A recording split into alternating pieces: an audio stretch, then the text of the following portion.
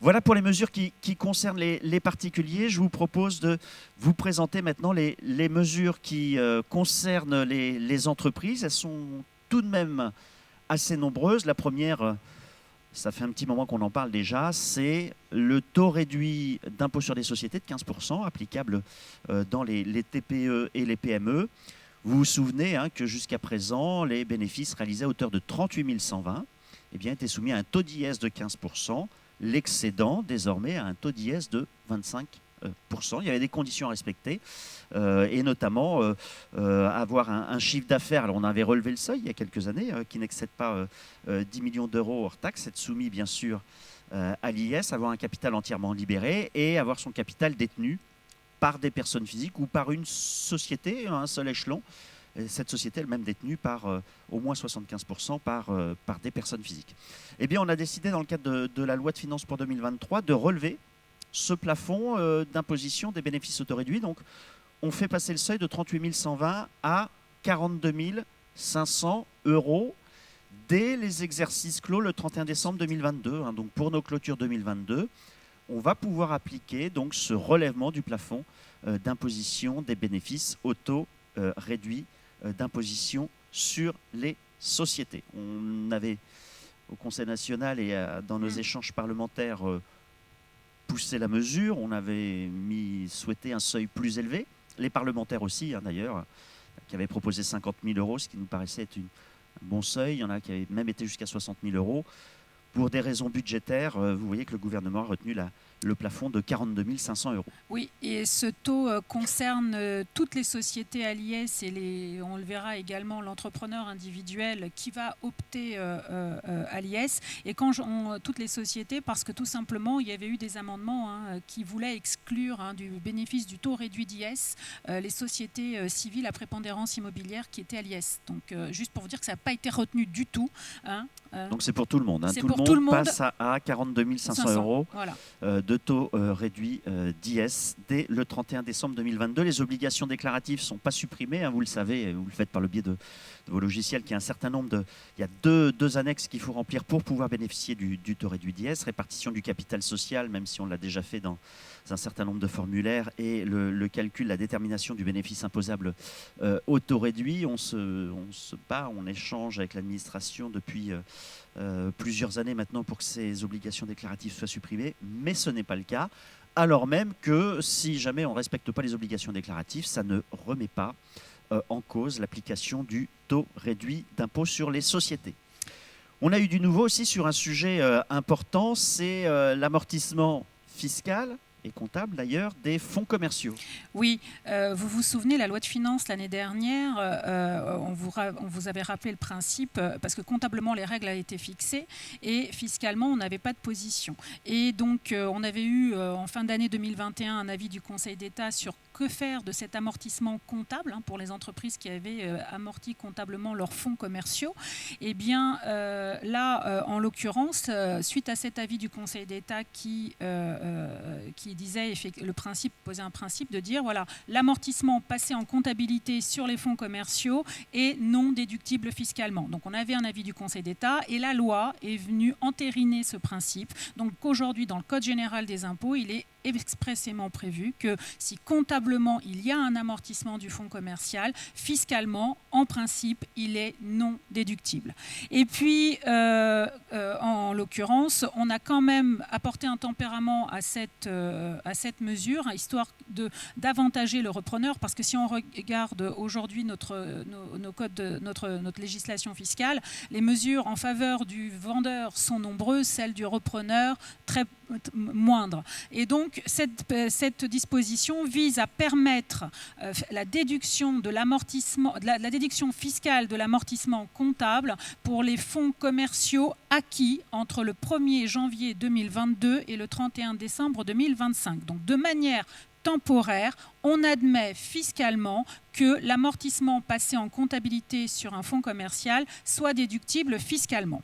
L'instruction administrative est venue préciser ces dispositions. Elle est et elle est venue notamment préciser une chose, c'est que le texte de loi vise les fonds commerciaux.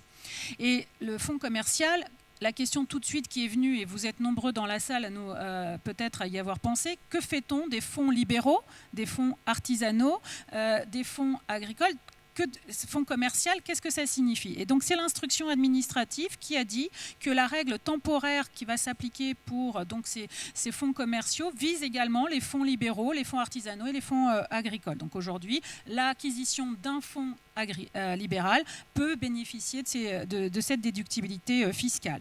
Il a également été précisé dans cette instruction administrative quelles étaient les opérations visées par acquisition, que fallait-il entendre?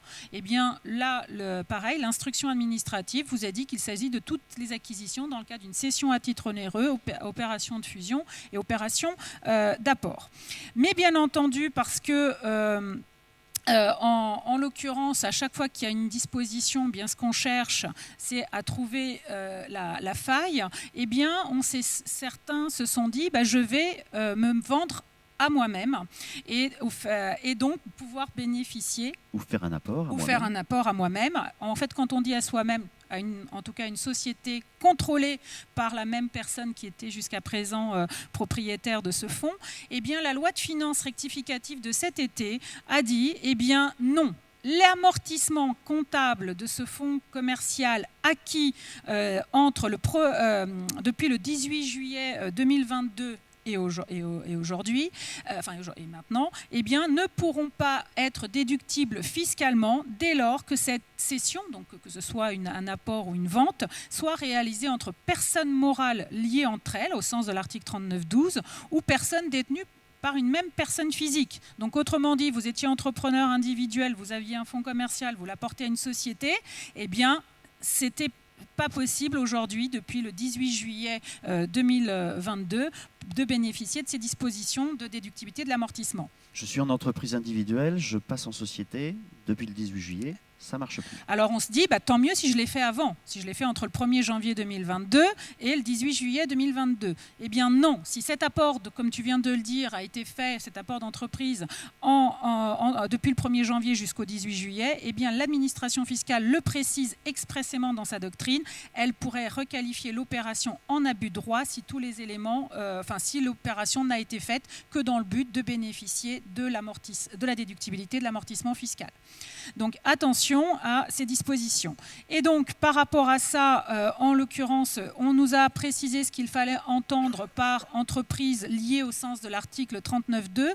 Vous le retrouvez à l'écran. Et ce qu'il fallait entendre également dans les deux situations visées par entreprise contrôlée par une même personne physique. Et on retrouve ici la cession ou l'apport réalisé par un exploitant individuel au profit d'une société qu'il contrôle. Eh bien, vous avez également le cas des sociétés dont le capital est majoritairement détenu par une même personne physique. Donc si j'apporte à une société dont je détiens majoritairement le capital, eh bien ça va être la même chose. Mais au sens du 39.12, où ce sont des dispositions qu'on retrouve très régulièrement en matière de fiscalité, eh bien vous avez notamment le cas de deux sociétés dont placées l'une et l'autre sous le même contrôle de la même holding, on va dire. Donc vous avez deux filles, elles sont contrôlées par la même holding. Là, ce sera la même chose, on aura des liens et donc l'amortissement, si j'ai vendu mon fonds à l'une d'entre elles, eh bien, je ne pourrai pas déduire fiscalement cet amortissement. Attention à ces dispositions. Alors, on n'a pas trop de retour de savoir si ça a été utilisé ou pas, mais quoi qu'il en soit, sachez qu'il y a des dispositions aujourd'hui, on ne peut pas tout faire.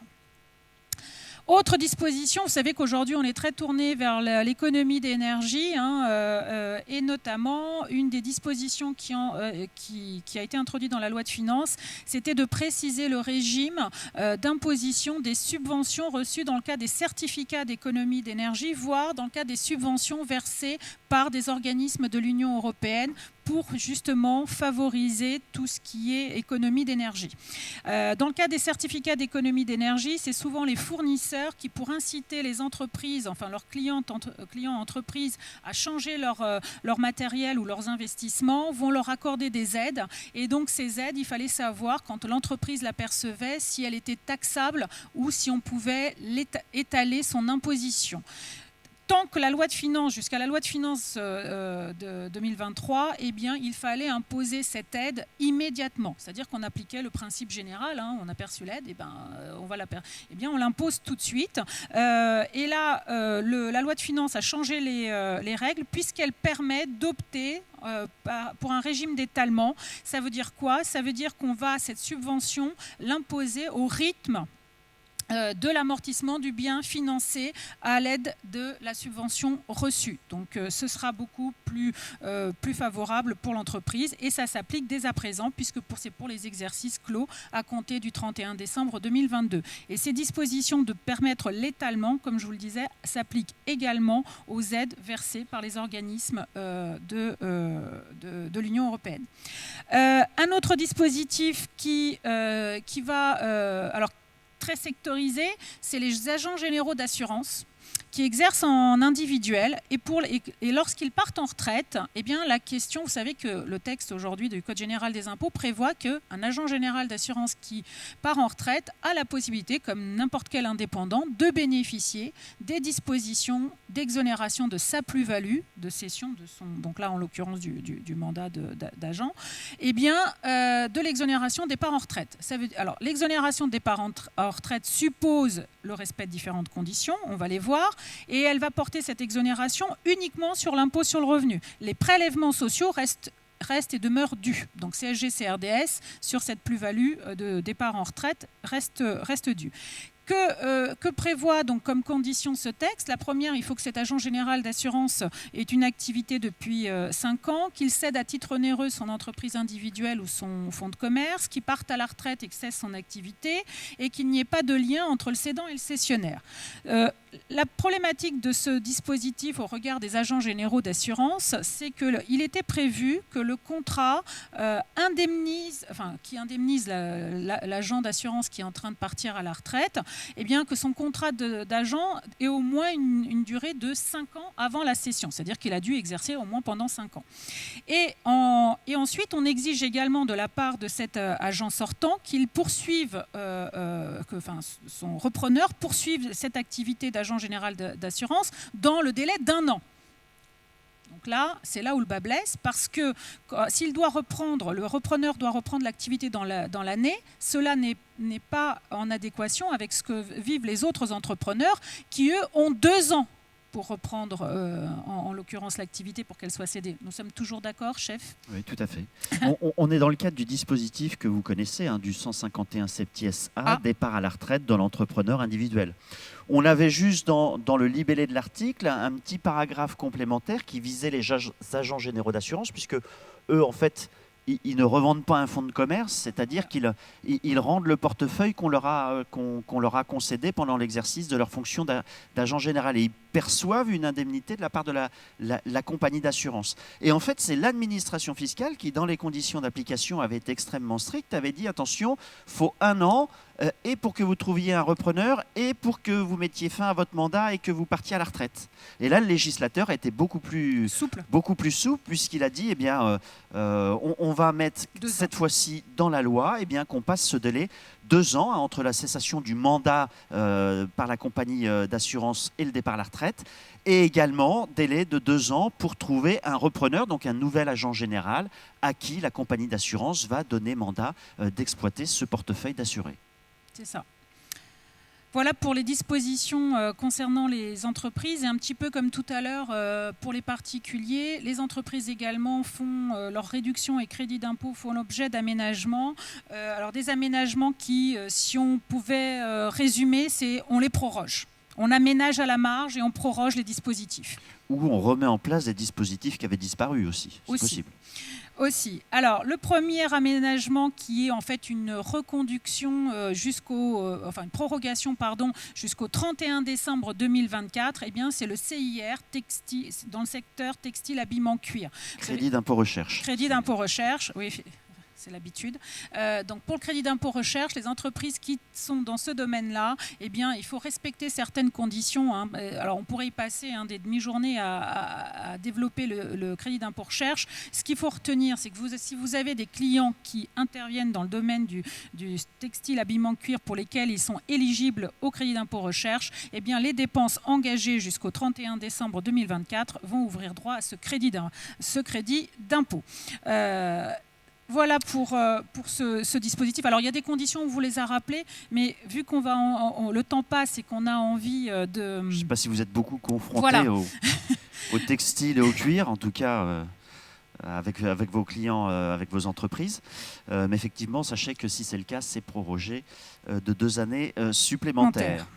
Autre dispositif... Celui qui avait disparu ? Qui avait disparu et qui renaît à compter depuis le 1er janvier. Donc c'est un crédit d'impôt pour rénovation énergétique des locaux professionnels. On l'avait connu en 2021, enfin fin 2020, du 1er octobre 2020 au 31 décembre 2021. Puis on l'avait supprimé. Vous voyez qu'il a fait sa renaissance à compter du 1er janvier 2023 jusqu'à fin 2024. L'objectif est d'encourager les entreprises, de leur ouvrir droit à un crédit d'impôt au titre d'un certain nombre, on va voir lesquels, de dépenses de rénovation énergétique des locaux professionnels, en leur accordant un crédit d'impôt 30% des dépenses, on va voir lesquels. Attention, c'est un crédit d'impôt qui est plafonné sur les 2 ans à 25 000 euros pour les 2 années. Les bâtiments concernés, ce sont les locaux à usage tertiaire, achevés depuis plus de 2 ans, dont on est propriétaire ou locataire. Et alors, vous voyez, il y a une liste dépenses concernées pour ouvrir droit à ce crédit d'impôt. Ça vise toutes les dépenses raccordement à des réseaux de chaleur ou de froid, acquisition, pose de systèmes d'isolation thermique, chauffe-eau solaire collectif, pompe à chaleur, sous certaines conditions, chaudière biomasse, système de régularisation ou de programmation du chauffage et de la ventilation. Donc, toutes ces dépenses réalisées par des entreprises qui ont des activités tertiaires, eh bien, peuvent ouvrir droit, faut y penser, à un crédit d'impôt au titre des dépenses de rénovation énergétique en 2023 et en 2024. Un autre crédit d'impôt, mais c'est simplement si vous faites des investissements en Corse ou si vos clients en ont fait, eh bien, ce crédit d'impôt a été également prorogé jusqu'au 31 décembre 2025, avec en plus une précision concernant tout ce qui est investissement dans des locations meublées, et pour dire qu'en fait, elle reste exclue, avec une particularité pour les résidences de tourisme, où pour les faire sortir, il fallait que... en fait, si on voulait être éligible, il fallait avoir au moins 50 lits. Maintenant, la notion de lit n'est plus exigée. Voilà pour ces dispositions. C'est à la marge, c'est vraiment particulier. Et par contre, ce qui peut vous concerner tous, le crédit d'information des chefs d'entreprise, vous vous souvenez, l'année dernière, on avait doublé le plafond de prise en compte du crédit d'impôt. On n'avait pas changé les conditions pour les petites entreprises. Pour les petites entreprises. Et là, on change Qu'est-ce qu'on change ? Alors en fait, on va le proroger. On garde toujours ce contingent de 40 heures de formation. On garde la référence au SMIC pour calculer le montant du crédit d'impôt. Sauf que le crédit d'impôt, il arrivait à échéance. Alors effectivement, c'est pas sur le slide, mais il est prorogé de 2 années supplémentaires. Donc vous pouvez noter qu'on va continuer à l'appliquer jusqu'au 31 décembre 2024. Et enfin, dans tous ces avantages, un régime de faveur un peu particulier, vous avez également le régime des jeunes entreprises innovantes, donc les JEI. Et lorsque une entreprise est qualifiée de jeune entreprise innovante, elle bénéficie d'exonération d'impôts sur les bénéfices, de cotisations sociales, d'impôts locaux. Et pour cela, il fallait respecter des conditions. Parmi ces conditions, au-delà d'être une PME, ça c'était une première condition, d'engager certaines dépenses de recherche, d'avoir son capital détenu par des personnes physiques ou par une PME elle-même détenue par des personnes physiques. La condition qui avait été changée l'année dernière, c'était la condition tenant à l'âge de l'entreprise. En l'occurrence, avant l'année dernière, il fallait que l'entreprise ait moins de 8 ans, avoir été créée depuis moins de 8 ans. L'année dernière, on nous avait dit non, c'est une entreprise, elle doit avoir été créée depuis moins de 11 ans. Eh bien, que fait-on avec la loi de finances pour 2023 ? Eh bien, on revient au délai de 8 ans. c'est-à-dire que pour bénéficier du dispositif des JEI, il faut à nouveau être une entreprise créée depuis moins de 8 ans. Alors bien entendu, ça ne remet pas en cause pour celles qui ont été créées et qui ont bénéficié de la disposition relative aux 11 ans. Celles-ci restent sur ces dispositions-là. Par contre, celles qui vont être créées désormais depuis le 1er janvier 2023, eh bien, vont devoir avoir moins de 8 ans, doivent avoir moins de 8 ans pour bénéficier de ces dispositions. Alors, je vous rappelle que ce dispositif, c'est une exonération de 100% sur les 12 premiers mois de bénéfice et de 50% sur les 12 mois bénéficiaires suivants. Et les 12 mois bénéficiaires suivants ne doivent pas être suivis. C'est-à-dire que je peux avoir une année bénéficiaire, une année déficitaire et ensuite une année bénéficiaire. J'aurai quand même droit à mes 50% sur les fameux 12 mois bénéficiaires suivant la période d'exonération totale. Et bien entendu, donc, à cela s'accompagne une exonération d'impôts locaux et de cotisations sur cotisations sociales. Donc on le proroge jusqu'au 31 décembre 2025. Et pour les entreprises créées entre le 1er janvier 2013 et le 31 décembre 2022, eh bien, on aura 11 ans, c'est ce que je vous disais à l'instant. Mais Patrick, le sujet de fin d'année, je dirais le cadeau de Noël. Un sujet de fin d'année assez important et parfois assez complexe à appréhender, c'est le sujet du régime fiscal des associés, voire des dirigeants de sociétés d'exercice libéral. Vous connaissez tous les SEL, sociétés d'exercice libéral, sociétés qui permettent d'exercer en commun une activité réglementée. On en trouve un certain nombre d'ailleurs dans le domaine médical. Vous avez l'habitude de les pratiquer.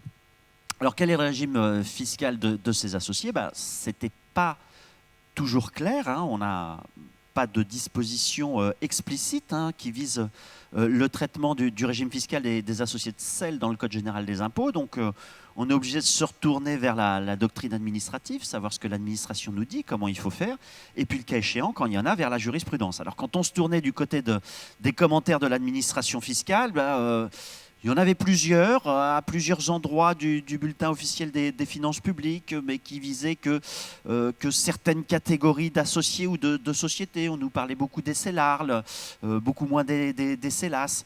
Et puis on nous disait que globalement, alors CELARL, on appliquait l'article 62 comme une SARL. Et puis dans les autres structures, globalement, on nous disait, c'est pas l'article 62 qui s'applique, c'est le régime fiscal des traitements et salaires. Donc ces associés étaient imposés dans la catégorie assez fréquemment des traitements et salaires, ou article 62 pour les CELARL. Et puis on a une jurisprudence importante, vous vous en souvenez, on en a déjà parlé, Conseil d'État en 2017, alors qu'il est venu se pencher sur une situation un petit peu particulière, puisque c'était une CELARL qui s'était transformée en CELAS. Mais dans la CELAS, on avait continué à appliquer l'article 62 pour l'associé. Pourquoi ? Pour pouvoir déduire les cotisations Madelin, pour résumer la situation. Et l'administration fiscale lui dit non, puisque vous êtes en CELAS, vous êtes en TS, donc vous ne pouvez plus déduire les cotisations Madelin. On va devant le Conseil d'État qui dit si, les cotisations Madelin sont déductibles pour un associé de CELAS. Pourquoi ? Parce que l'associé de CELAS, en fait, il est imposable dans les BNC et pas dans les TS. L'administration n'a pas pris la bonne analyse. Et dès lors qu'il n'y a pas de lien de subordination entre l'associé de la CELAS et la société elle-même, eh bien, pas de lien de subordination. On n'est pas dans la catégorie des TS, on est dans la catégorie des BNC. Bon. On analyse la situation, on voit que ça vise quand même une situation un peu particulière où il y avait une transformation de société avec un contentieux sur une déduction de cotisation Madelin.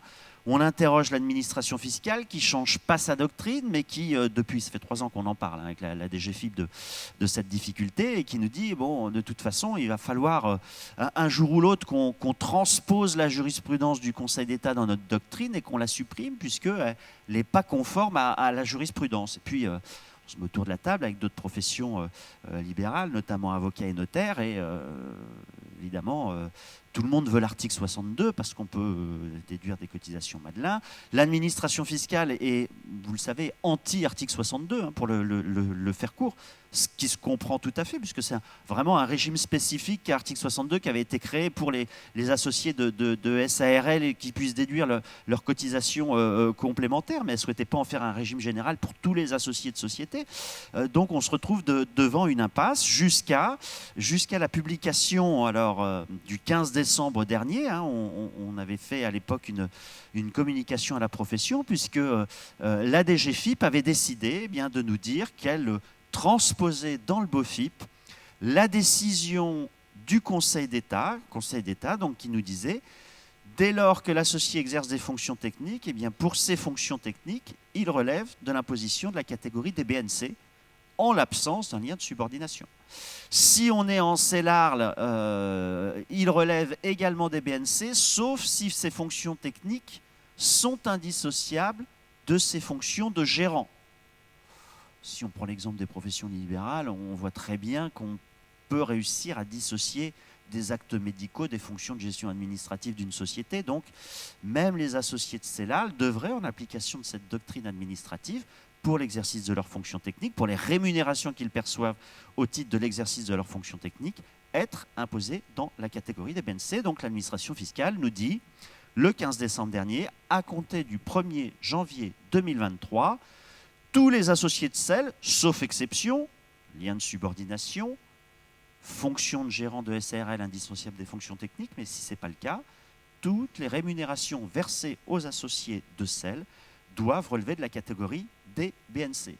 Et là, émoi général, dans toutes les professions libérales et notamment réglementées, comment est-ce qu'on fait pour mettre ça en œuvre au 1er janvier 2023 ? Donc après échange avec la DGFiP et la direction de la législation fiscale, vous avez reçu d'ailleurs une communication normalement hier à ce sujet. Nouvelle publication au bulletin officiel des finances publiques le 5 janvier pour nous dire que pour les contribuables qui ne seraient pas en capacité de mettre en place le nouveau régime fiscal à compter du 1er janvier 2023, par tolérance, on va pouvoir continuer à leur appliquer les dispositions antérieure au 1er janvier 2023. Donc ça veut dire que pour 2023, on va pouvoir, en tout cas pour toutes les SEL existantes, puisqu'on nous dit on continue à appliquer. Donc ça veut dire qu'il faut déjà les avoir appliquées auparavant. On ne parle pas de création de nouvelles structures qui, elles, devraient rentrer en cours d'année 2023 dans le nouveau régime d'imposition. Mais pour toutes celles existantes, on va pouvoir encore en 2023 continuer à dire les fonctions techniques, c'est DTS ou de l'article 62 pour les CELARL, et le changement, ce sera véritablement qu'au 1er janvier 2024. Donc, vous avez fait un petit tableau pour vous dire, voilà les nouvelles règles à appliquer. Alors, peut-être en 2023, mais dans la plupart des cas, plutôt au 1er janvier 2023. Vous voyez que pour toutes les fonctions techniques, dans toutes les formes de société, les rémunérations liées aux fonctions techniques vont relever du régime des BNC et non plus des TS ou de l'article 62. Il y a, vous voyez, juste les rémunérations versées au titre du mandat social, s'il y en a, il n'y en a pas toujours, qui, elles, vont pouvoir continuer à relever des TS ou de l'article 62. Et bien entendu, on est là que en matière de dispositions fiscales. Les dispositions sociales, on vous a remis un tableau dans la communication d'hier sur le régime de sécurité sociale des associés. Celui-ci n'est pas modifié, c'est une modification purement fiscale du régime d'imposition des rémunérations des associés de sociétés d'exercice libéral. Alors, c'est simple ou pas quand c'est en fiscal ? Une fois qu'on a dit ça, on va relever, 1er janvier 2024 plutôt, du régime des BNC. Qu'est-ce qu'on fait ? Comment est-ce que je fais ? Je prends le montant de la rémunération. Je vais la déterminer comment ? Il faut quand même un PV d'AG. J'ai une convention avec la société qui me dit que j'ai droit à X% du chiffre d'affaires de la SEL. Comment je fais ? Je mets ça sur ma déclaration 2042. Ou alors, est-ce que, comme pour tous les BNC, question qu'on a posée à la DGFiP, est-ce que comme pour tous les BNC, je vais devoir m'immatriculer ? Je vais essayer d'aller sur le guichet unique, le cas échéant, pour m'immatriculer en tant que BNC, puisque peut-être qu'il va me falloir un numéro de TVA, puisque mes rétrocessions d'honoraires, il faut que je les facture à la SEL. Mais si la SEL est exo, si la SEL est exo, mais est-ce que moi, mes prestations rendues à la SEL sont elles-mêmes exonérées ? Je ne sais pas. Est-ce que l'associé a une activité économique qui lui permettrait de facturer de la TVA, ou est-ce que c'est que la SEL qui a une activité économique en matière de TVA ? Je n'ai pas la réponse. Et puis même si la SEL a une activité totalement, en grande partie exonérée, elle peut, notamment dans le domaine médical, avoir des prestations taxables. Je pense par exemple à des sociétés qui feraient aussi de la chirurgie esthétique, où j'ai des activités exo, des activités taxables. Comment je fais associer pour facturer mes rétrocessions honoraires? J'en mets un peu avec TVA, un peu sans TVA. Donc vous voyez qu'on a encore quelques problématiques à résoudre. Et si c'est le cas, il faut que je fasse une 2035 ou que je relève du régime micro-BNC. On a vu les seuils tout à l'heure. C'est pas mal si je peux relever du micro-BNC, parce que micro-BNC, c'est plus de 10% d'abattement, que j'ai, c'est 30%. Je peux peut-être y gagner au passage. Le cas échéant, quitte à se verser un dividende complémentaire, qui dans les SEL, vous savez, est soumis à cotisation sociale, mais qui fiscalement reste un dividende. Et je pourrais même, en tant qu'associé BNC, appliquer le nouveau régime fiscal dont on va parler tout à l'heure, puisque désormais, l'EI peut opter pour l'IS. Donc je pourrais être un associé BNC à l'IS. Détenant départ. Détenant départ d'une SEL. Voilà. Mais je ne les vendrai pas tout de suite. Non, parce qu'il va falloir se poser la question des plus-values. Parce que là, est-ce que je vends des titres d'une société soumise à l'IS ou est-ce que je vends un actif professionnel d'un BNC qui est en plus-value professionnelle?